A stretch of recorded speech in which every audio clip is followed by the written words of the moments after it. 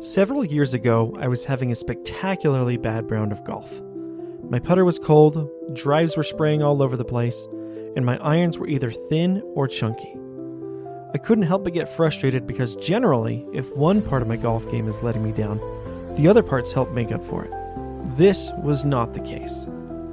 However, around hole 15 or 16 while hitting an approach with my 8-iron, I landed on the right directly in the greenside bunker. Now, I cannot tell you how much I hate hitting out of bunkers. I have no confidence and either chunk it so bad that the ball barely moves or thin it and it flies spectacularly over the green. So with trepidation, I get into the bunker and begin my stance with an obvious scowl on my face. My brother looks over at me and says, "Hey, it's golf. We're supposed to be having fun." Yep, having so much fun in the sand right now. But his call-out was just enough for a quick reset. And instead of rushing a frustrated shot, I took my time and gave it my best effort. And wouldn't you know it, it flew right out of the bunker, took 2 to 3 bounces, and landed in the cup for a Sandy. Ben Hogan is attributed to have said, "The most important shot in golf is the next one." And it's also said that great golf shots generally follow bad ones. So the next time you get frustrated on the course, or life in general, take a breather. Allow yourself to get in the mindset where you can give it your all, instead of giving half-hearted attempts. This is For the Record. Golf, the hardest game we love to play. These are the ramblings of 3 nerdy golfers.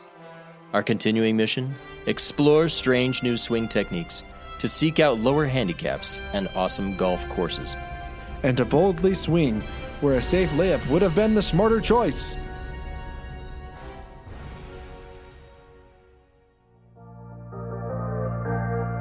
Welcome to another episode of For the Record. We're glad that you joined us today. Today we got a round recap going up. We've got some interesting talk at the turn. We've also got a very spicy Talk Nerdy to Me coming up.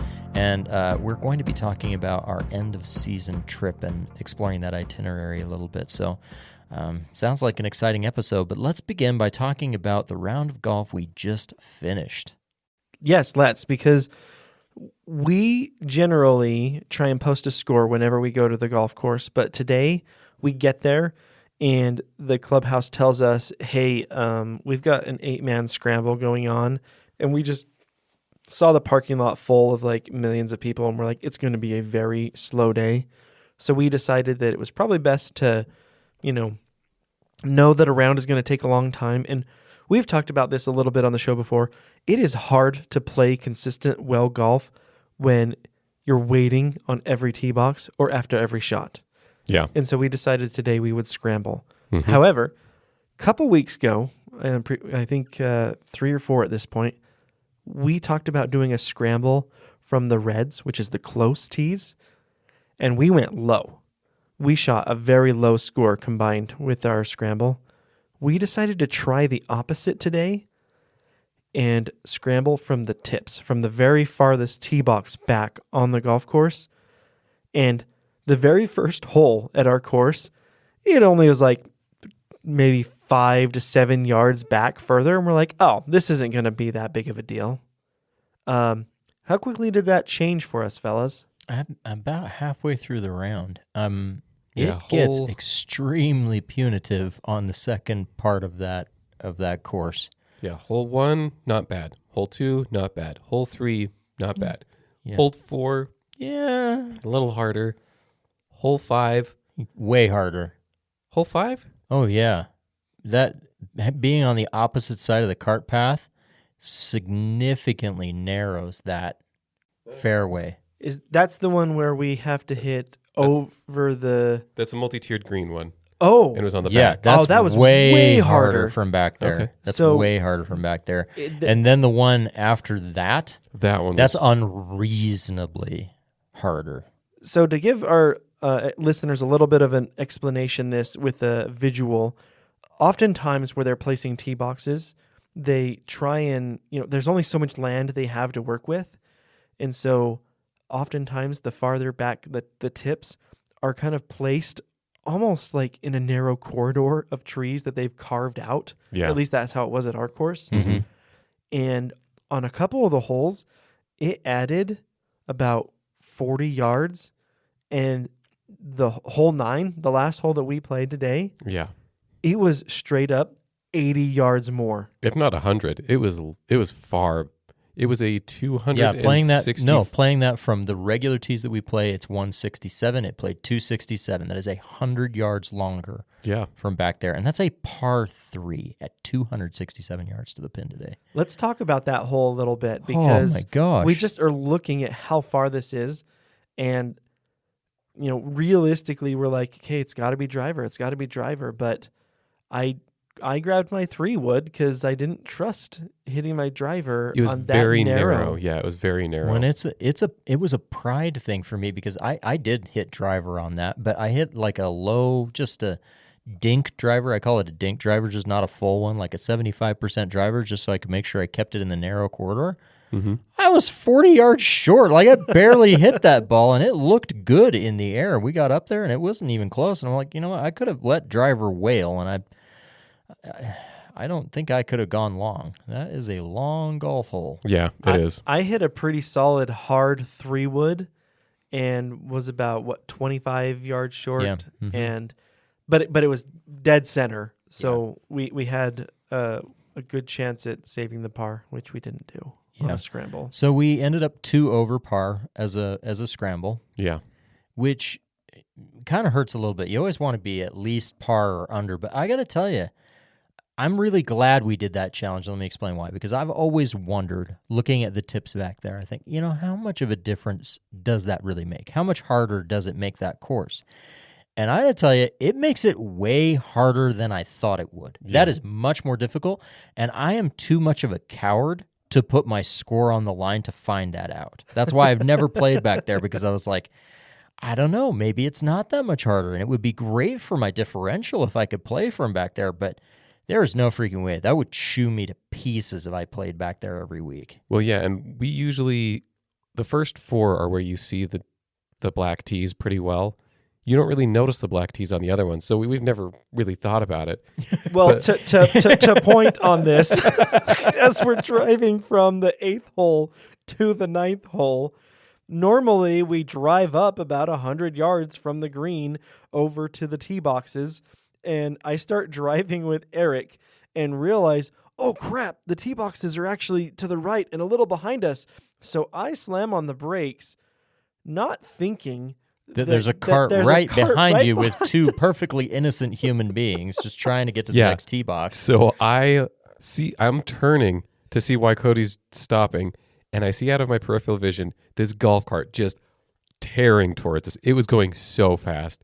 And then they hit on their brakes and slid all the way up to us. I mean, poor Parker. Now, to be fair, Parker was checking his phone when you slammed the brakes. Was he really? Yeah. So he was, and I was like, ah! That's why you don't and he text looked and up drive. He looked up when I screamed. He's like, ah! He slams the brakes, locks all 4 tires. And I don't think we damaged the carts. We're not those super irresponsible people. We never drive full bore. However, all 4 wheels lock up. We screech into the back. It just barely bumped, but we did bump carts today. We did. I felt bad because I didn't have to stop as quickly as I did. I just honestly wasn't thinking. I was like, oh crap, the tee boxes are back there. And yeah, that's why you shouldn't be looking at your phone while you're driving. It confused the guys who were playing behind us because we kept going back to the tips, and it was really slow today, so we could not have played any faster. But we kept driving back to these incredibly obscure tee boxes, and the guys behind us thought we just disappeared. And they were like, where did those guys go? And they almost teed off a couple times, and then they saw us driving from way behind them back up. They're like, oh, and we're like, yeah, the tips back here are brutal. I'm also glad that we did it, but I don't think we need to do that anytime again soon. No, that was really, really tough. And to be fair, we were playing pretty well. Like, there were some very narrow fairways. There were some strange angles, and we were able to put, some balls in play every time. But and I don't think 2 over is a terrible score, but for a scramble, that does hurt just a little bit. The blues, where we typically play from, feels appropriate for the scores we tend to post. And if you guys ever want to like bump up to the whites, like I'm fine with that as well. See what we can do individually from there. I think with the ball striking today, if we'd been playing from the blues, we'd have been under par. And I think if we'd been playing from the whites, we'd have been significantly under par. Yeah, I agree.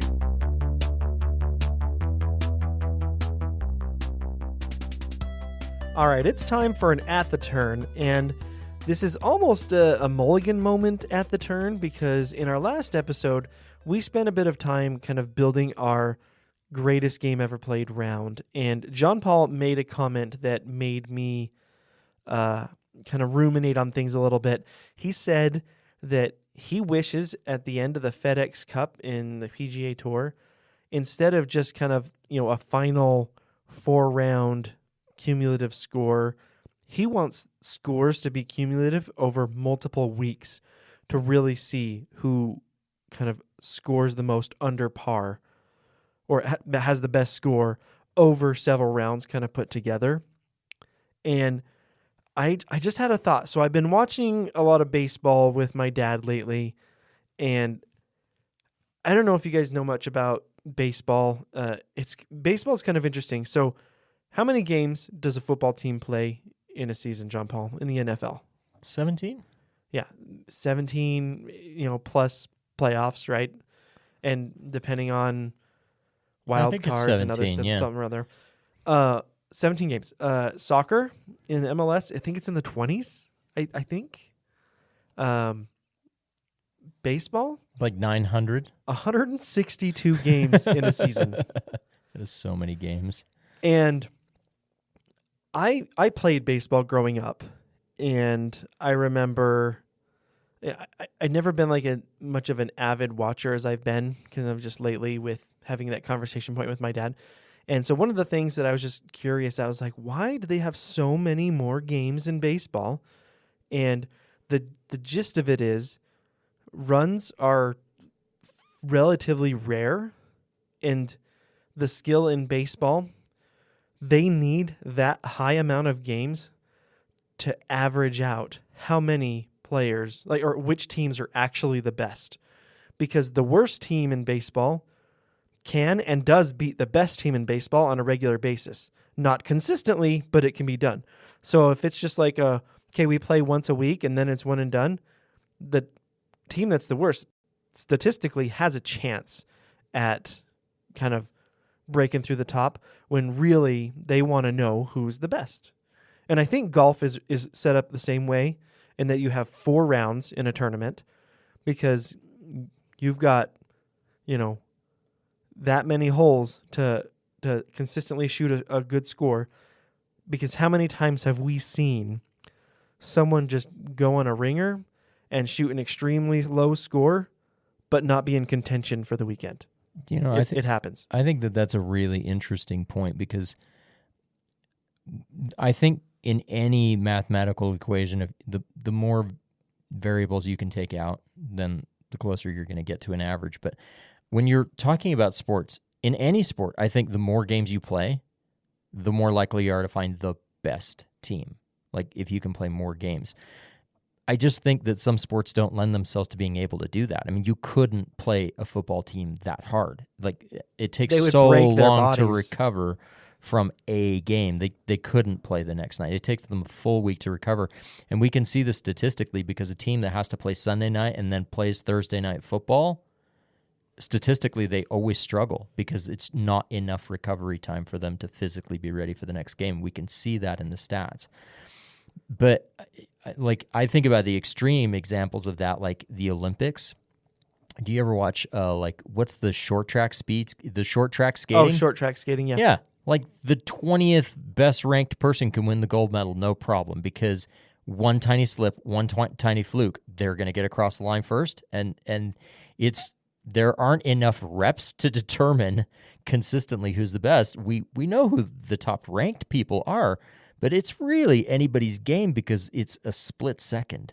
So Eric, I have a question. Or if somebody gets wiped out and takes out everybody else. I mean, yeah, you swam in high school, right? Yeah. And so how did that look for like your swim meets? Was it kind of like, oh, that person is the best, they're always going to win? Or is it kind of like someone that may have not traditionally be ranked as high has a legit chance? Oh no, there's always one guy that just took it. Okay. He was qualifying for the Olympics while the rest of us were just swimming. They're the best and they're always the best just because. Yeah, there was no competition. My question of why this was an At the Turn for us to kind of discuss on, because I'm interested enough by it, but what would golf look like if tournaments were a single round of 18 holes of golf? I have two thoughts on it as I was thinking about it. And my first thought is there's no way they would ever do that, because you would have so many nobodies win, and they would lose kind of that marquee, hey, we're going into the final round, and let's follow our featured groups with Jordan Spieth and Justin Thomas and Rory McIlroy. You wouldn't have any of that. You'd be like, who's this guy? I think that's an interesting question, because I do follow tournaments, and I know who the leader is usually after Thursday. Like, I kind of keep track of who's at the top of the leaderboard on any given Thursday. And there are people who start really, really strong pretty much every tournament and then inevitably kind of fade. JT is an excellent example. JT is a great first and second round player. And sometimes he can close it out and do very well on Sunday. But generally, he's always in the mix on Thursday, and he's hardly ever in the mix on Sunday. And it just makes me wonder if there are those guys that are just those really hot starters who have a hard time holding it together for 4 rounds, if they would then become the dominant players in golf. We need a statistician out there that can take a look at the last X number of years of PGA tournaments, grab the scores after Thursday, and give us a look of what the winners would look like. Yeah, for those tournaments. It's a different crew of people for sure. Yeah.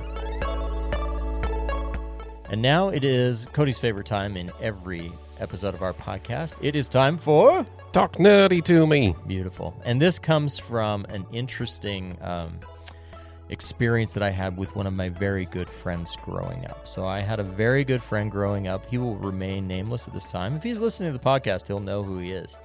He loved playing video games, as we all do. But I have to say that when he was playing, I have never seen anybody so passionate about it, in that when he won, his joy was just contagious. It was exultant and magnificent. But he got more angry playing video games than I have ever seen anybody. And if you're familiar with a standard PlayStation controller, this went through multiple generations of the PlayStation. We frequently had to stop gaming and go to the store to buy a new controller because he would snap them in two with his hands. He had incredible hand strength, and he would literally break PlayStation controllers in half. He would get so angry. And I've never been so angry that I've broken a controller in half with my own hands. But it did beg the question, we've played video games before. What is the angriest you have ever been while playing a video game? This is a nice confession of your most shameful moment. Well, when is the most angry you've ever been playing a video game? Can I ask a quick follow-up from your little story, though? Sure. What games were you playing that would make him rage quit with a PlayStation controller? There were 2 really significant examples. We all liked playing Tekken a lot, the various forms of Tekken, and he was by far the best player.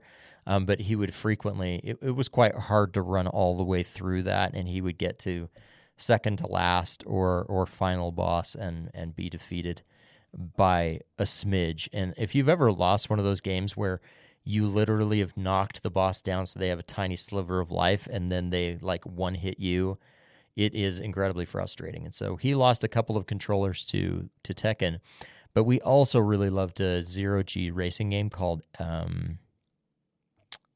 Wipeout. Yeah, it was Wipeout. Oh, that is a tough one. Wipeout had insanely good music. I had the soundtrack from Wipeout. Great techno music. And even today, if I have to drive really late at night and my wife has fallen asleep and we're on a road trip, that is what I pop in, because nobody sleeps when you're listening to that soundtrack. It's fantastic. But he was very, very good at that game, and so he would play it on the highest levels of difficulty, the most extreme tracks, and the most difficult ships to try and kind of 100% the game. And he missed by tenths of a second, and that would cause a huge rage. Wipeout was pretty notorious for being insanely difficult because it was very fast, very sharp turns, very fast reflexes required. So I can kind of see that. So to add on to kind of what we're talking about here, who you just described as your friend, that's my brother. And we used to play the Nintendo 64 a lot. And if you know the shape of the Nintendo 64 controller, it's like perfect for like that strong grip strength with your hand. Yes. Yeah. Except he lost more controllers to the wall in his room.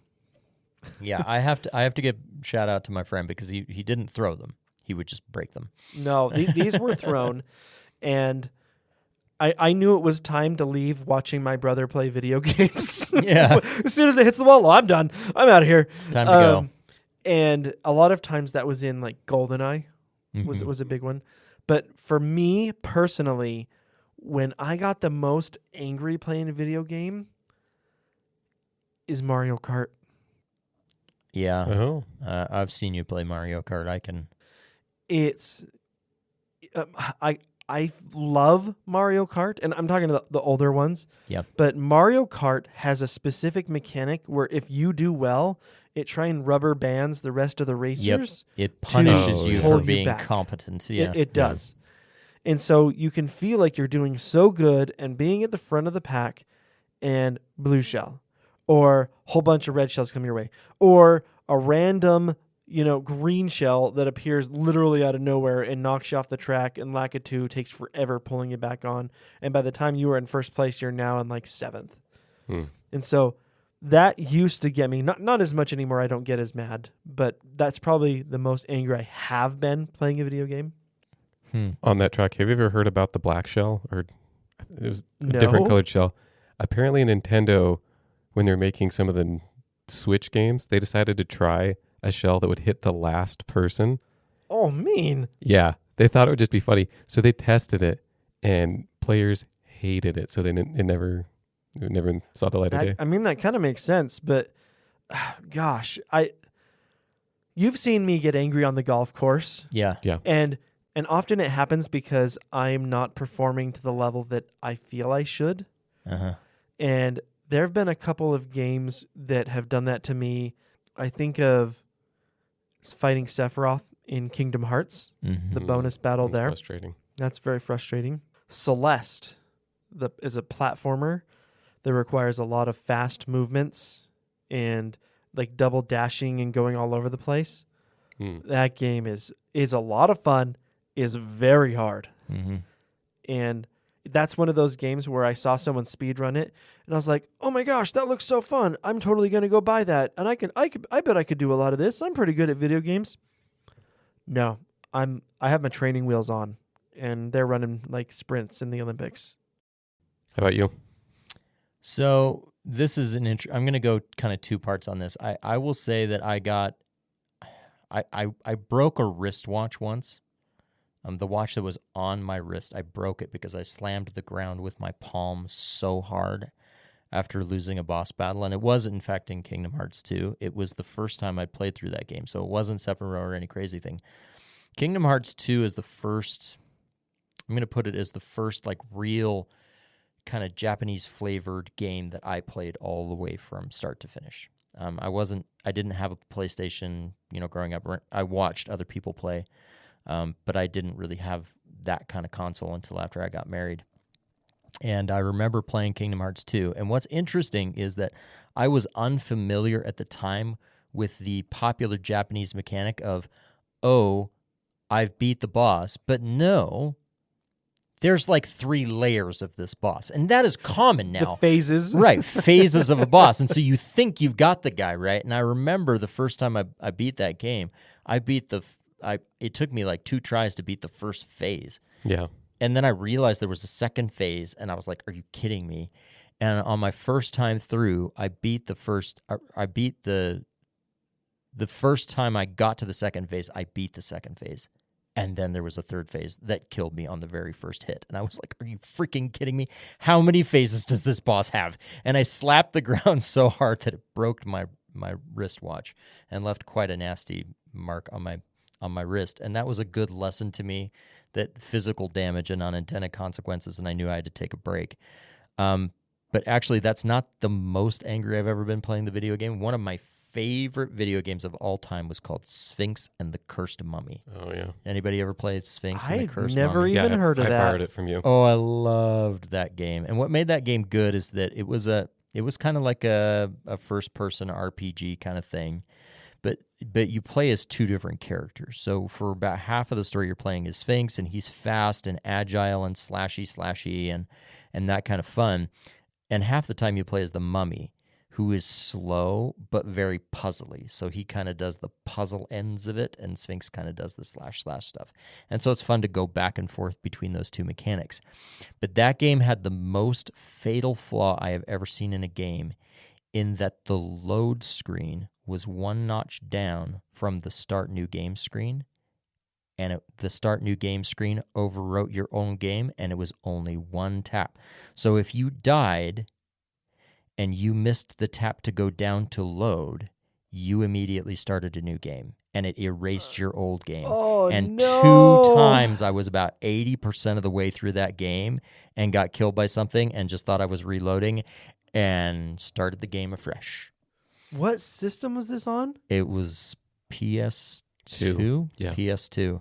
And the second time I did that, playing through it and had to start completely over again after getting through 80%, I chucked a controller. I was mad. I was like, that is the stupidest menu mechanic that's ever been made in a video game. And that's the angriest I have ever been playing a video game. I was thinking about that the other day. Not that specific game, but in Ocarina of Time, when you talk to the owl and you're just kind of like, okay, keep talking, Oh, you're dumb yeah. owl. If you get to the very end and you just are button mashing, he says, do you want to hear that again?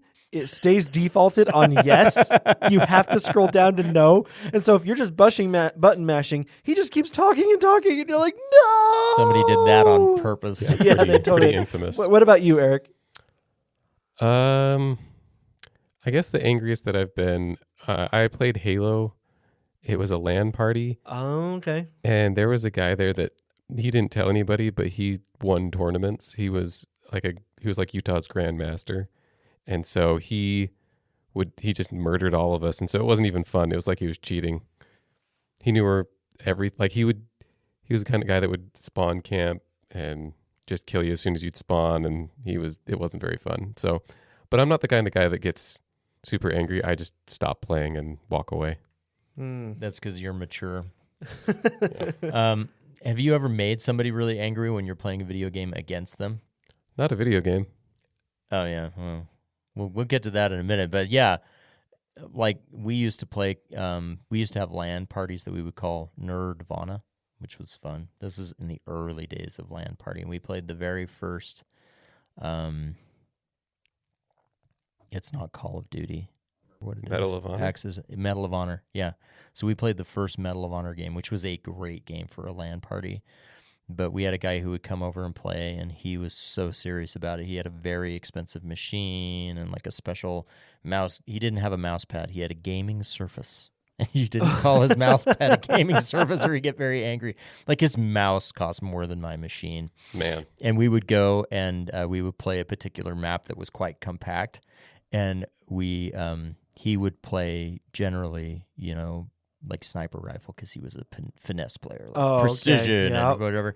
And we would just go and run up behind him with a grenade and a pistol and pistol whip him in the back of the head and kill him time and time and time and time again because we knew the map so well that there was no place he could be that we couldn't sneak up behind him and just whack him with a pistol. And it made him so angry, and it made us so happy to make him so angry. One other time that I got really angry was the first time that I played StarCraft. I had a friend that invited me over, and it was him and 4 other friends. And it was, like I said, it was my very first time. And they didn't tell me anything. And they all went after me right off the bat. Man. They wiped me off. And when they played it 3 times, and they did it all 3 times. And I was just like, I've left the house. And they called me later, like, where did you go? I was like, it was dumb. You guys would play for over an hour and knock me out in the first 5 minutes, so I just left. That's frustrating. StarCraft is rough. Will, if you ever listen, So you were talking about video games. Eric, you said not video games, and you gave a sly look. Are you going to talk about Splendor Gate? Is that what you were referring to? Splendor Gate? Yeah. That's what I referred to in the incident of Splendor. Or was it Seven Wonders? It No. was Seven Wonders, but that's not what he's talking No, about. I'm talking about Killer Bunnies. Oh, Killer yeah. Bunnies, yeah. Yeah, we played Killer Bunnies. We get together and play board games every week, our families. And one time we played Killer Bunnies, and we got to the end, and John Paul was set to win. So you need to explain a little bit how Killer Bunnies works. Killer Bunnies is one of those games where there is a goal that you have to get. It's like this bunny and these carrots. And we got to the end. John Paul was going to win, and it was my turn. And I had an atomic bomb, basically. So I wiped out everybody, but I had a special carrot that made it so I was like exempt. And so it wiped out everyone but me. So I automatically won. Yeah. John Paul was so mad. We've never played that game since. I think we played played it once. We played it once since. Yeah, no, it's fine. There are games that we have that are sitting in our closets collecting dust that we never play. We don't play Killer Bunnies on my account, but we can't play Bang anymore either because your wife keeps shooting you. Every time she kills me Every right single off the time she bat. kills you right off the bat, and so we can't play Bang because we know it's a trigger for you. It's just pretty traumatic. That's funny. Because when I was learning Killer Bunnies, you think that it's a game where, oh, great, I have the most carrots. Great, I'm going to win. No. That's not how Killer Bunnies works. If you have the most carrots, you have the best odds of winning, Yeah. but the winner is still chosen at random out of the group that has carrots. But I do like the Seven Wonders story because Oh my gosh. we do like playing Ugh. Seven Wonders, and it's a kind of a complex game. There's lots of different strategies It that you is, can and do. I've played it several times. But it was really funny because I think Cody played it like once at the time, and we thought he had played it many more times. And so he asked Eric, he's like, so what should I do? And it was a procedural question. He was trying to clarify a rule and ask a procedural question.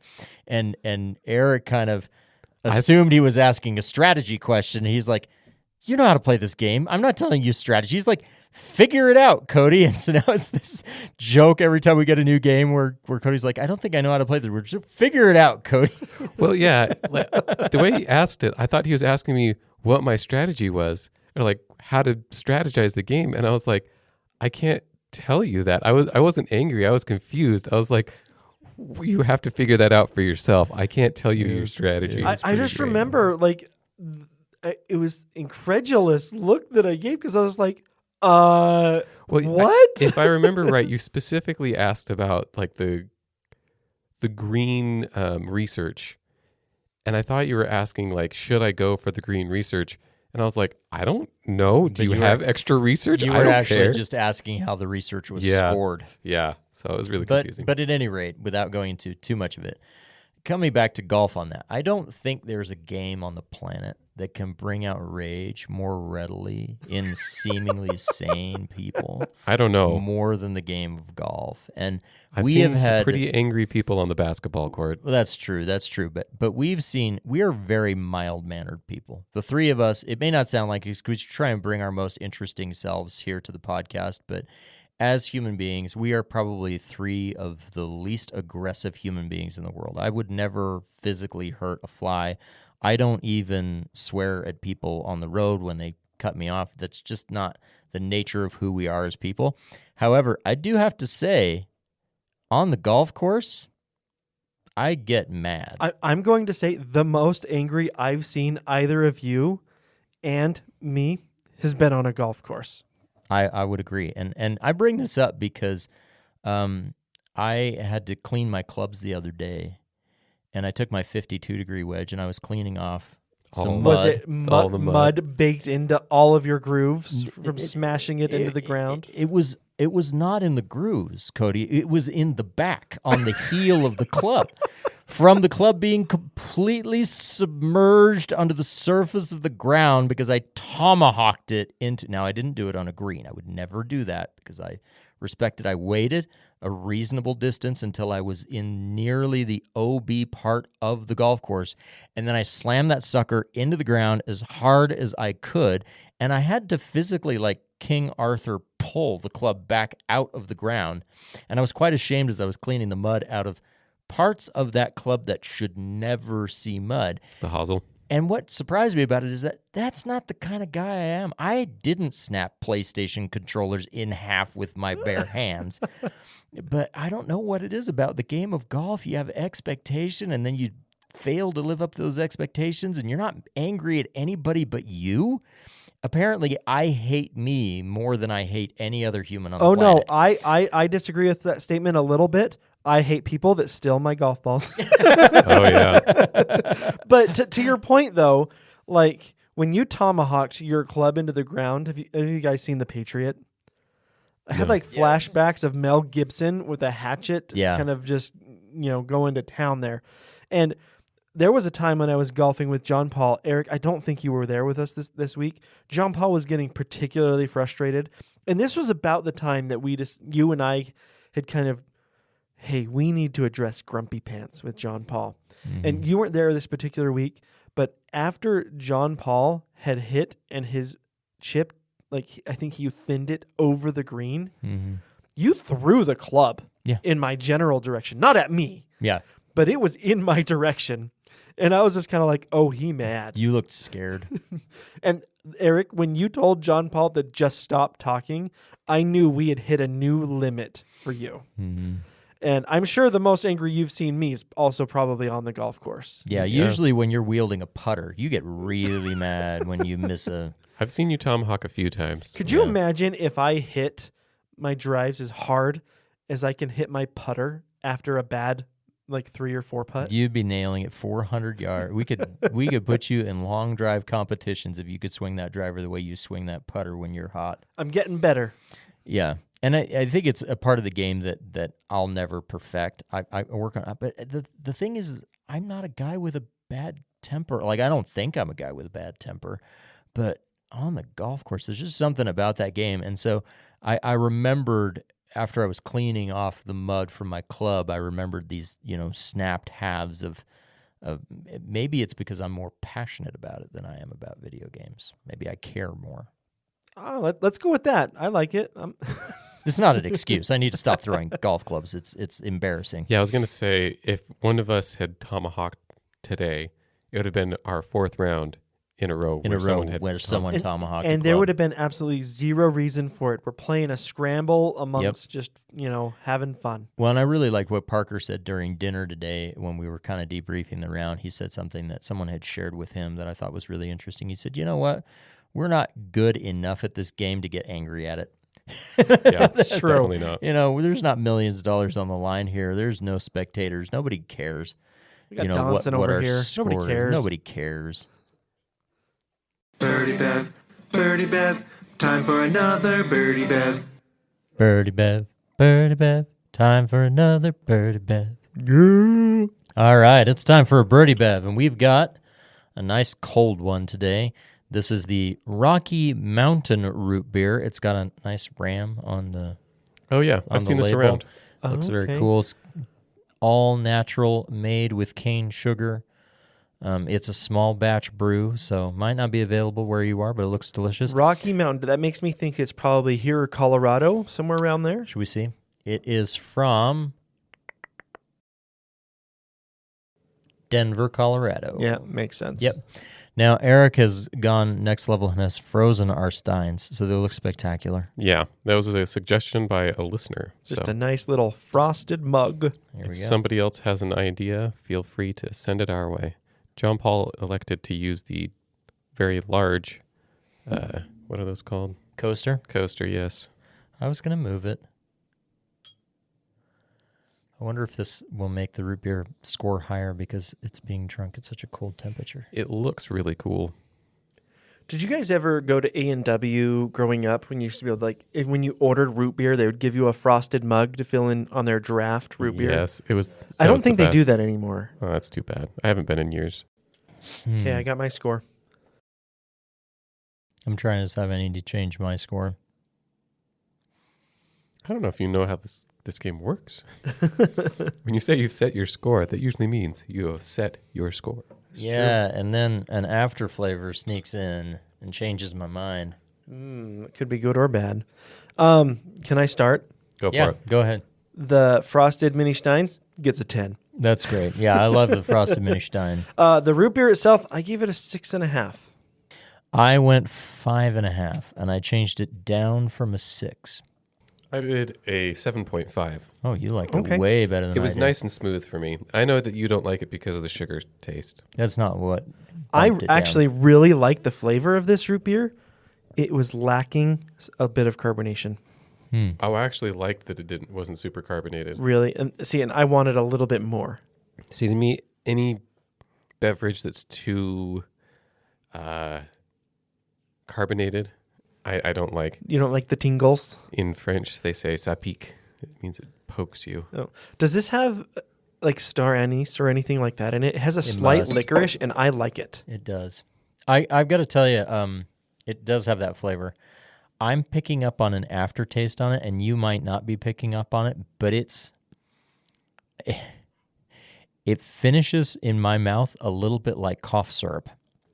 Oh, I didn't get anything There's a like super that. medicine-y flavor I didn't get way that late, either. and that might just be me. And that's why I went down from I mean, I thought it tasted really nice and smooth. I was going to give it a 6 and maybe bump it up to a 6.5, but then that came and hit me, and I don't know where it's coming from, but it is not pleasant. All right, you ready for the Yeah, let's hear the ingredient list. sparkling Colorado water, Oh, vegan that's the first problem.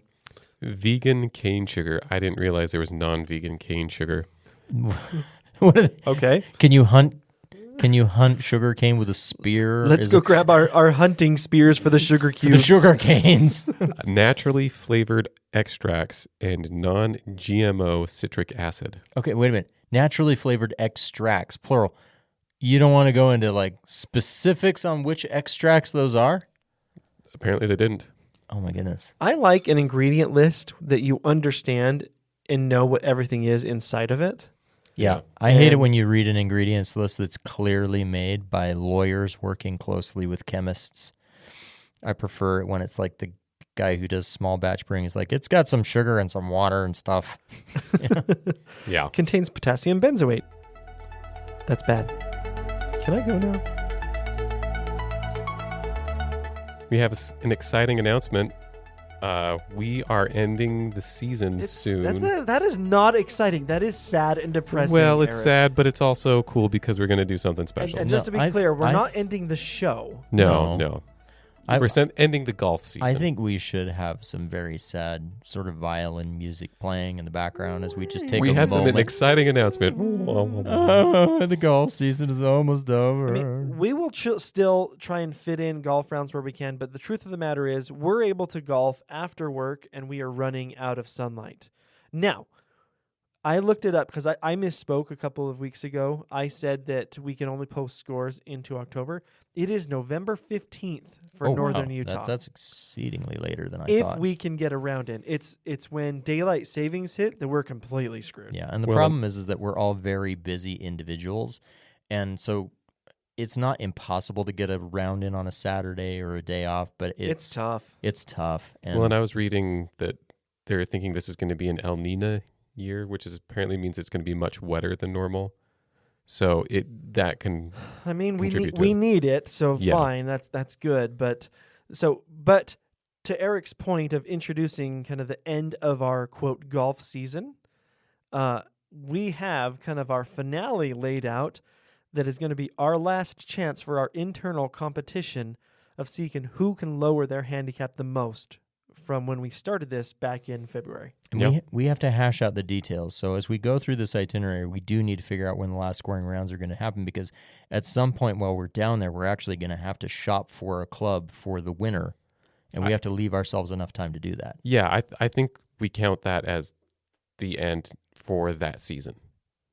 Yeah, Like Y- it may and- not be and the end of the golf Do you season, think but that the purchase has to be made down there? I think it we would have be. golf shops up here. I know, but it's more fun to do it while we're down there. The golf shops down there are better equipped than they are up here, that's true. and Yeah. we never get time to go do that unless we're on a trip. So I think We're if we going for can wing it so that we could do that while we're down there, I just think it would be better. Well, you know what's the most depressing thing about it is that we're going to do this. We're going to go play some golf, and then the winner gets to come and buy a golf club and then not use it for an entire off I'm season. still hoping that I can get like the odd.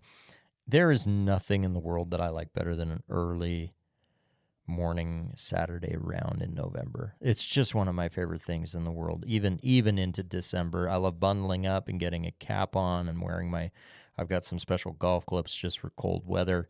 Well, and I'm excited to try Enjoy it. You said the dark- gloves or clubs? Gloves. I was like, you got a separate set just for winter, huh? Yes. No, I do not. But I'm excited to try the glow-in-the-dark golf. Oh, those are so fun. As we start walking, yeah. Like, as long as they'll let us on, I think we go play. We can pull our push carts out and stay there till the gates So are you close. like, how do you find the flag? I mean, we know generally the course there's well enough light that you can see it in the horizon. Okay. It would just be hard to track It's not a just ball. like pitch black. Once it hits pitch black, we're done. Well, and Okay. I would never try it on a course that we are not so familiar with, but I could probably walk that course, even with a quarter moon and know where I'm going. Like if there's any light, I know enough.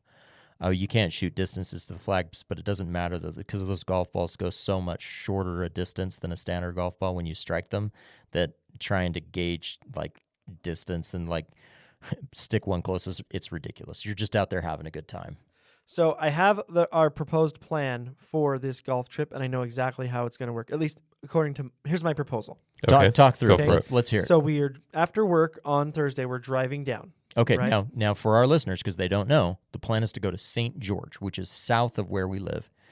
And the idea of going south is it's warmer. Warmer. It's much warmer. And it's not here. And it's not here. Go ahead. So we're driving down southern Utah, and we'll play two courses. We'll play an 18-hole round on Friday, and then we'll play an 18-hole round on Saturday. Now, I inadvertently booked 27 holes on Saturday. Kind of a silly story, but I hopped on as soon as the tee times were available, and I booked 9 for us, and I didn't realize that it was 9 until afterwards, and I was like, why is this not 18? 9 holes? What is going on? And I went and looked, and they must have some event going on because the 18-hole rounds weren't available till like around noon. In the mornings, they were only sending people off the back for 9. And instead of canceling that first 9, I'm like, maybe we'll just keep it and play 27 holes that day. I think that, those are the first 36 holes of golf that we play over those 2 days. At the end of those 36 holes, that is, boom, that is line in the sand drawn. We're going to put in our scores, look at our projective handicaps, and determine a winner. And then scramble the last 9 holes. Yeah, that's just for fun. Yeah. Do we have the Friday booked? Not yet. Okay. But it's still a little bit too early for that. Okay. But then that gives us the rest of Saturday, and if before we want to stop on the way back. Well, we'll have As all we- day Friday, like a good chunk of Friday anyway. Well, we won't know who won on Friday. No, but I mean, we'll be able to do stuff while we're there. Yeah. I'm just talking about John Paul's worry is that if we have to visit a golf shop while we're down there, Saturday afternoon, plenty of time for that. That's true. Yeah. And Okay. if there's a listener out there that feels like going there, hit us up, and we might be able to wrangle something together to meet with you. Yep. Now, very critical 2 things that need to be added to this wonderful agenda is that the very first thing that we need to do when we get down there is visit Pink Box Donuts so that I can graze on them for the entire weekend. Are you really in on the Pink Box Donuts? I am, man. We're- That Nutella cronut is money. It's pretty good. Randy's is better. Whoa. That is a hot take. It is. It just is. Okay, I'll tell you the secret to Pink Box. This is where Pink Box is going to be better than Randy's. So here's mine. If I had to eat like a whole donut, I'm going Randy's all day because I like a Randy's donut from start to finish better. But what I do with Pink Box is get a bunch of different Pink Box donuts and cut them into small pieces and then have like a bite of this donut and a bite of this donut and a bite of this donut. And in that configuration, Pink Box is unbeatable. Maybe. I might have chosen the wrong combination the last time I went, but I just wasn't terribly impressed. And I've never had a bad experience coming out of Randy's. Now, that being said, Randy's is in California. We don't Yeah. have a Randy's in Utah. It's true. So, and both of them beat the crap out of Dunkin'. Yeah. I'll say that my family, we love the Pink Box donut. The last time that we went there, we were a little... they have a lot of new flavors that are just like cutesy faces on a donut. Yeah. And it seemed like they were getting rid of some of the more novel, tasty flavors. I hope they don't go that. This is the problem with any large franchise, though, is that as it grows, it often loses some of the core of what makes it truly great. And I'm worried that Pink Box started really strong and is fading, because the last couple times I've been in, it hasn't been as good as it was when I first went. Yeah. And I hope that's not the case. I hope it was just a fluke the last time or two I was there. But Pink Box has got to be, because I can't think of a better grazing snack. And then I think we had talked early in the season about doing a celebratory dinner. I think we do that regardless. At a certain, yes, but what we order there had to do with our goals. And so I think between now and then, we have to go back to our early episode. We need to review our goals, determine which of those goals we were successful at, which ones we were not successful at. And I posit that we were successful in most of them. I was going to say, am I going to sit there with you guys and order my water and then because really you're the only one who hasn't made almost all of their goals. What goals is that? So that means that Eric and I will eat a magnificent feast and you get to have a bowl of rice. Okay. No, I'm canceling the reservations. Have fun, guys. That's fair. That's fair play. No, but I do think it would be fun between now and then to take some recording time on the pod and just go over our goals. Just do a check. What do we do? What do we not do? What have we improved in? What do we need work on? I mean, where do we look at right now on the stands? I think, John Paul, you're leading with the lowest or the biggest difference in handicap. It's not by but, much. Yeah, I think that you're creeping on me. It is only by a few points. And Eric, you are one solid scoring round from blowing John Paul and I out of the water. You just need one. If you could put one round in the 40s, you're there. Did you see John Paul's score drop when he put his 42 or 41? No, it was an 81. Okay, 81. Yeah. His score dropped by like 2 full points. Oh, wow. Nice. It's one burner round away. If you dropped like a 44 or 45, you would drop several points because it would just bring that average that much lower. Cool. And score a shiny new club, potentially. Potentially. We'll see. What club would you guys replace? I know that Eric is probably in the look for a wedge. Yes. What would you be after, John Paul? For sure a 52 if I can afford it, a 50 or a 60 as well. Oh, twofer. Maybe a 58. I should never, ever, ever admit this, but I am really happy with my bag right now. I think you should be. There isn't really... I think I know a club. I think the 3-wood is probably the weakest link in there, but I got to tell you, I'm kind of toying with the idea of not carrying a 3-wood and maybe potentially looking at getting a mini driver one day. Wow. Okay, I could see that. I have 2 under consideration. I would contemplate replacing my 56 with a 58.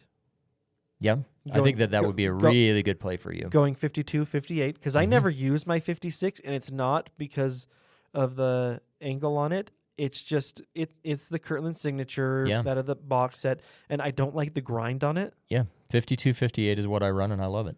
And also, but if I wasn't feeling it, I think that I could use either a new 3 or a 5-wood.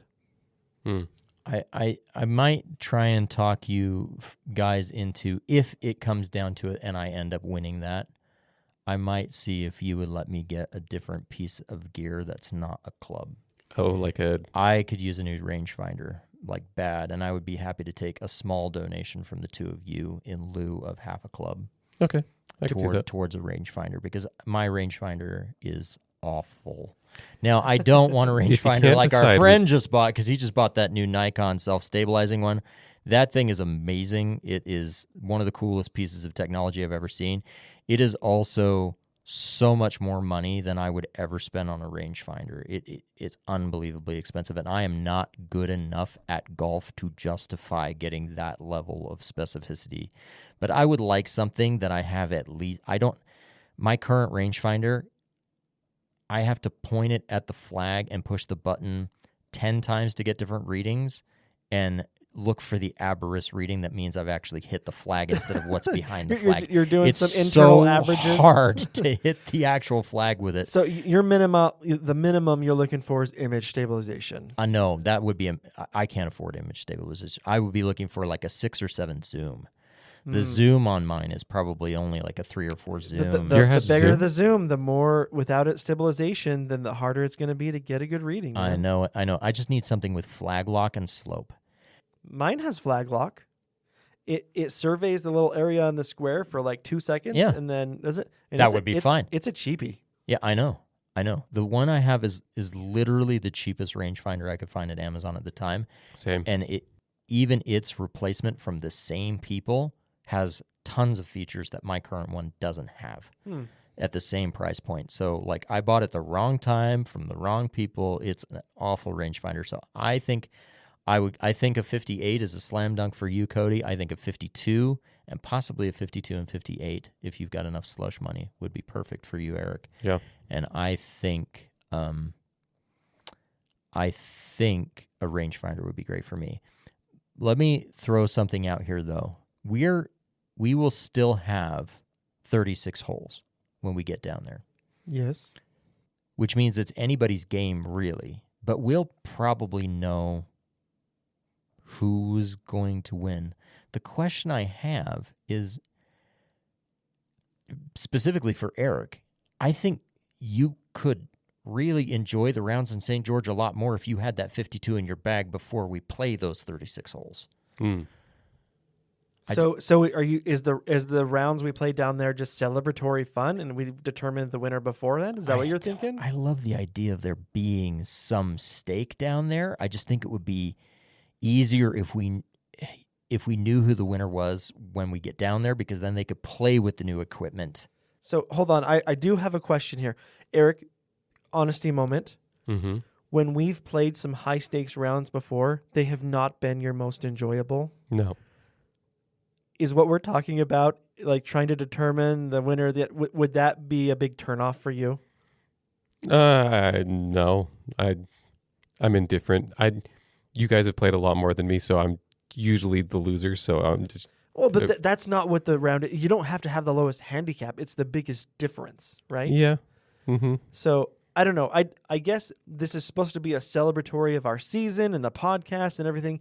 It should be fun for all of us. I agree. And if that's not going to be enjoyable or fun, let's change the format. I'm easy. So let's do that. Let's go down there. Let's celebrate the end of it, but let's determine the winner before we go. And that way we can go down there on Friday and get a shiny new piece of gear for the victor. But then if anybody else needs a shiny piece of gear to enjoy the trip, they could also pick that up at the same time. And then we can enjoy that gear while we're playing. But then that lowers the stakes significantly, and then we can choose based on how we're feeling, whether we're playing a scramble or a best ball, what tees we're playing from. We can play that completely by ear. And then we're not going to be playing like some of those courses, like I might feel like playing the whites down there, depending on how long we've been out of it up here. That's true, but you realize that this trip is literally like a month away. I know that. I'm very excited about that, by the way. Okay. I don't know. I'm honestly fine with that plan. I just we kind of talked about this big crescendo of some season-ending round, but then I just the rounds that we've played the last 4 or 5 weeks, where it's kind of been head-to-head and a bit competitive, it did not work out well for us. I don't think we want that down there. I think we want to be cooperative while we're down there. Vacation golf. Well, here's one other thought.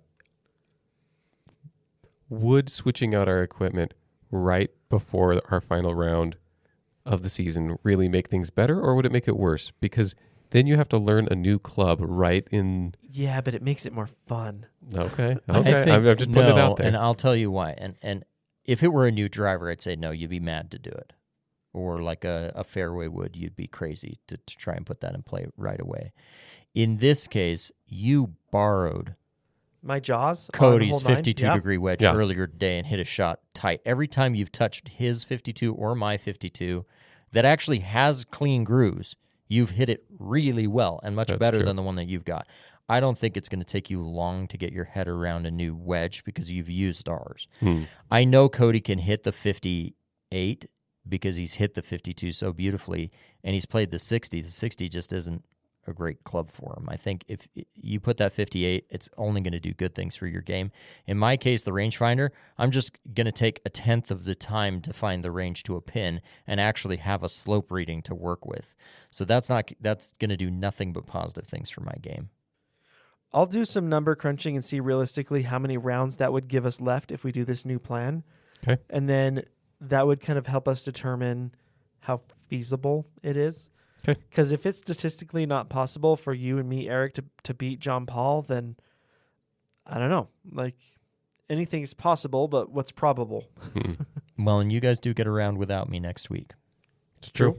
So that will That only could help. work out of our favor as well. We could just true. completely blow up. Yep. It'll be interesting to see. Do we have a place to stay?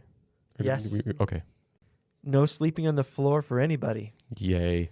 Nobody's sleeping on the floor. Yay. Not on the next to the bathroom by the vent. Poor Eric. I know that Wait. your CPAP machine is quiet. I think it's really fascinating that you guys throw so much shade at me. The noise of me opening my nighttime soda cannot possibly be louder than your CPAP machine. It wasn't. There's no chance. I was already awake because of the CPAP. It was just like 2 in the morning. Okay, so It's a constant background noise. to give a little background for our listeners, last year, well, we go on a golf trip almost every year. We've done it for the past couple of years. So last year we went to St. George again, and we stayed at where was it that we stayed? Sand Hollow. Sand Hollow It was Resort. Sand Hollow. Okay, that's what I was thinking. So we stayed at Sand Hollow, and it had 2 queen beds, and I elected. John Paul was nice and offered that I could share the bed, and he's like, "We'll be close enough," but just him moving on that bed was enough. I was like, "Okay, no, I can't do it." So I had brought like a bedroll for camping, so I rolled it out. In hindsight, I put it in the wrong place. I was right next to the bathroom, and there was a vent right there. Cody has a CPAP machine, so I'm trying to sleep, and it starts getting so cold. So I go and turn off the thermostat. Well, John Paul's hot, so he keeps going and turning it on again, but the vent is literally right next to my head, so I am just freezing. And then every time someone needs to go to the bathroom, I was sticking out a little bit, so they kept kicking my bed, so I didn't get much sleep. And then at like 2 in the morning, I'm just sitting there with these bloodshot eyes looking at the ceiling and Frozen to death. with the CPAP machine, and then I hear psh, glug, glug, glug, glug, glug, glug. I was so thirsty because it was so hot on my side of the room. And John Paul had cracked a Sprite Zero. I mean, the situation here is super unfortunate because not only was poor Eric frozen, he was also hogging every ounce of cool, fresh air. And so we were roasting, and he's just a popsicle, poor guy. And so I'm like, I opened the Sprite and drank it, and he was like, "What was that?" And I was like, No, I think I asked what "Who's was that. thirsty?" It was like a soda at 2 in the morning. We have talked about this before. This conversation is sounding very familiar. Yeah, I don't know if we've talked about it on the podcast, but yeah, I was blown away by the fact that the first thing that came to mind to quench your thirst at 2 in the morning was a nice Sprite. Like It's very Obey your thirst. unappetizing to me. I don't know if it doesn't sound thirst thirst. quenching. Exactly. That's what I'm trying to say. Yeah, like a little bit of water. Like John Paul hates water, so he doesn't drink any water unless he absolutely has to. And so I understand that, but I would have expected you to pick up like A lemonade or Yeah. a Crystal Light yeah, or Crystal something. Light, something like that. But it was Gatorade. It was surprising. All right, that wraps up another For the Record. Thanks for joining us today. Make sure you like, comment, and subscribe. Visit us at fortherecord.com. That's FORE, therecord.com. And we would love to hear from you. What's the angriest you have ever been while playing golf or a video game? You know, it's always cathartic to get those stories of unbridled rage out there into the open, and we'd love to hear from you. Thanks for listening. Bye.